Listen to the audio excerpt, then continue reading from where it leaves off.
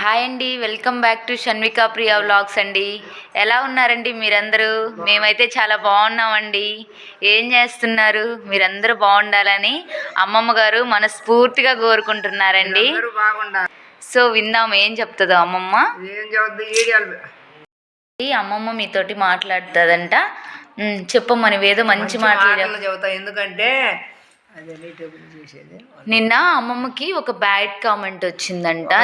నిన్న చాలా బాధపడుతుంది. నిన్న దానికి బాధపడతానమ్మా, మీరు కూడా బాధపడకాకండి. నేను పెద్దదాన్నే నన్ను అంతంతలా మాటలు మాట్లాడాడు వాడు వాళ్ళకి అమ్ముందో చెల్లి ఉందో లేదు వాడికి. అసలు వాడు దుర్మార్గుడు. అట్ట మాట్లాడారు. మీరు బాధపడొద్దు. నేనంటే ముసలిదాన్ని కాబట్టి నేను బాధపడి మీకు చెప్పుకుంటున్నా. మీరు చిన్నపిల్లలు యూట్యూబ్ చేస్తున్నారు, అందరూ చేసుకోవాలా, ఎవరు బతుకుల కోసం వాళ్ళు చేస్తున్నారు.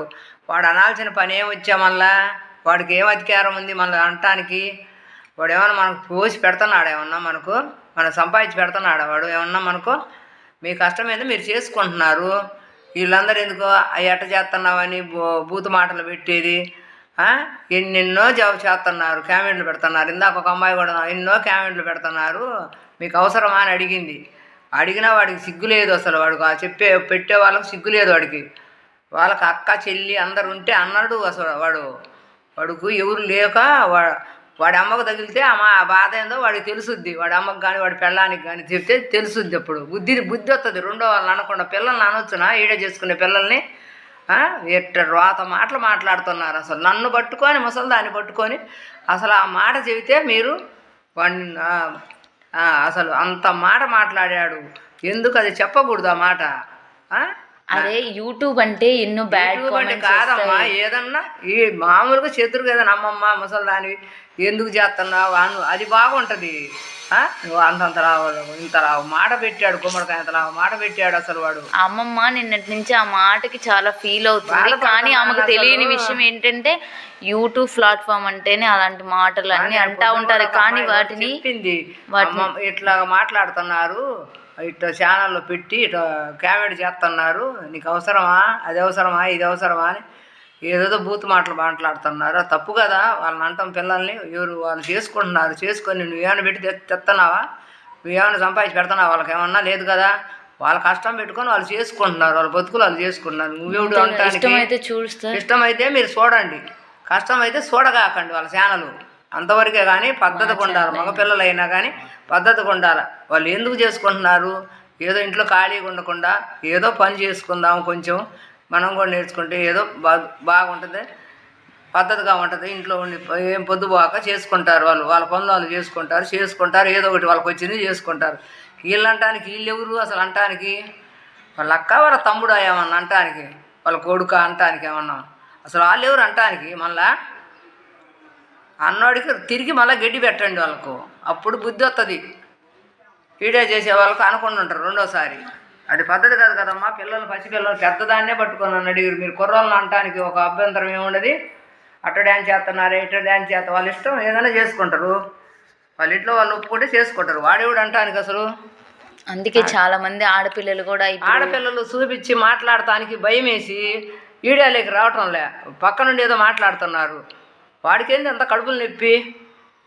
అలాగే ఉంటారు జనాలు. తప్పు కదా. వాడు అన్నమే తింటున్నాడు. వాడు ఏమన్నా గడ్డి తింటున్నాడా? అన్నాడు. అది పద్ధతి కాదు. ఇప్పుడైనా నేర్చుకోండి. పద్ధతిగా మాట్లాడేటట్టు చూడండి. చూడకపోతే మానుకో. ఐడియా చూడకుండా. అసలు నువ్వెవడు అంటానికి వాళ్ళను? నన్నయ్య అంటానికి నువ్వెవడు అసలు? మా అత్త కొడుకువే, మా అమ్మ మొగుడివే నువ్వు అంటానికి ఏమన్నా? నా కాడికి నా కొడక నిన్ను నరికి వదిలిపెడతా. అది మీరేం బాధపడకాకండమ్మ. నేనే బాధపడలే. మీరు బాధపడతాం. మీ పిల్లలు చిన్నపిల్లలు చేసుకుంటారు, వీడియోలు చేసుకుంటూ వాళ్ళెవరు అంటానికి? మళ్ళీ వాళ్ళెవరు అంటానికి? వాళ్ళకేం అధికారం ఇచ్చాము? మనం ఏమైనా ఇచ్చాము? అధికారం రాసి ఇచ్చాము మనం ఏమన్నా? లేదుగా. మీ బతుకులేదో మీరు బతుకుతున్నారు, చేసుకుంటున్నారు వీడియోలు. అటు చేశారు ఇటు చేశారు అంటానికి వాడేవాడు అసలు? గాడిదే. వాడు అన్నోడు గాడిదే అనమాట.